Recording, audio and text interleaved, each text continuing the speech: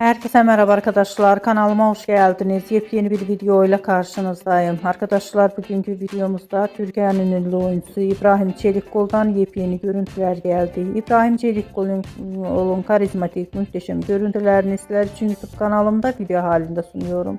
Umarım beğenirsiniz. Arkadaşlar videomu beğendiyseniz kanalımı izlemeyi ve bildirim butonuna basmayı unutmayın. Şimdilik benden bu kadar olsun. Yeni videomuzda görüşmek üzere. Hoşça kalın.